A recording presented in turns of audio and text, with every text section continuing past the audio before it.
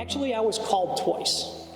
When I was in 4th or 5th grade, I was going to, at that time, altar boy meetings because they didn't have altar girls. It was a beautiful summer day, and I was riding my bicycle to the meeting. And I'm driving down the street, and I either hear or I know something that says, I'm going to be a priest. And I was going to be a priest. That weekend, I went to one of the priest in charge of the altar boys, and I wanted to tell him and ask him what I should do next. Well, I couldn't, because there was another boy talking to him. It turns out that other boy became a priest. He's a Jesuit priest today. We were in the same class together. So I never talked to him, and I never told anyone until many years later, about 30 years ago now, a friend of mine became a deacon. And the pastor of the parish, because I was pretty involved in the parish, the pastor says, so when are you going to do it? I said, do what? And he says, become a deacon. I said, I'm not worthy to be a deacon. And he goes, yeah, you're right. No one is. And I thought about it.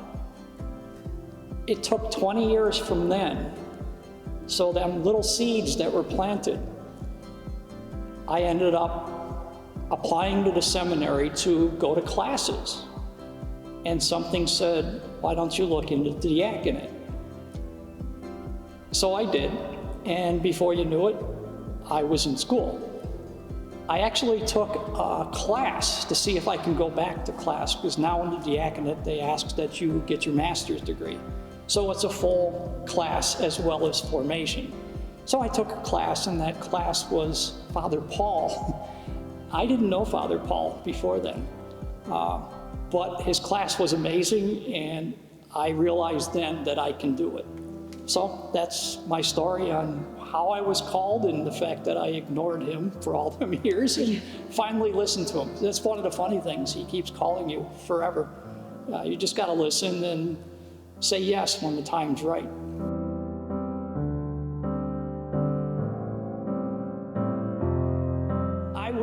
We got married early. I was 21 years old, Barb was 20. So it was many years after I thought that I was going to get into the priesthood. But maybe I always look at it now, that's the plan. Get married, have a couple of kids, and throughout formation for the diaconate, Barbara's right there with me. She took classes with me. She was there 1 weekend a month. Every month we went to the seminary and spent Friday, Saturday, and Sunday at the seminary in prayer, in classes, in just fun stuff, and the deacon side of it. So it was meant to be. And even today, as you know, she's right there everywhere I am. We do everything together, and we always did.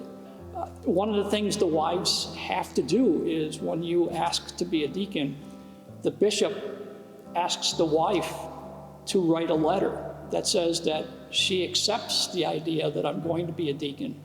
And then every year for the 4 or 5 years of formation, she has to write a letter that says that she's willing and able to allow me to do this. And the fact that she does it with me makes it that much easier.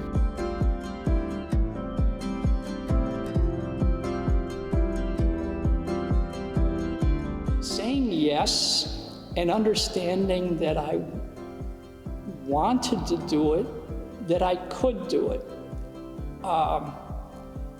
Even at the end, the devil works to try to keep you from being ordained.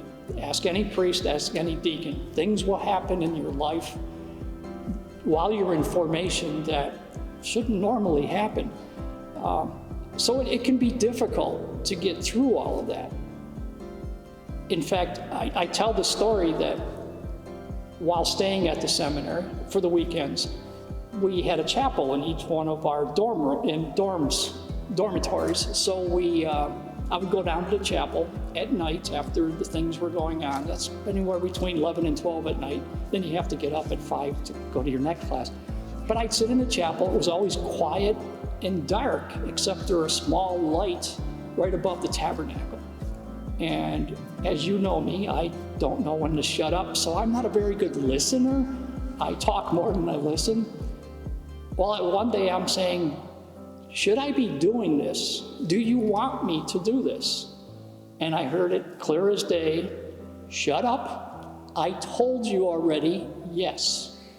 And that convinced me that, okay, I want to do this, I have to do this.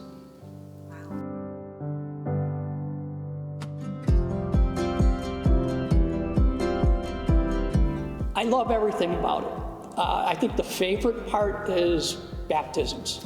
You get to baptize the little babies, you get to meet the parents. It's a joyful celebration, and I get everyone involved.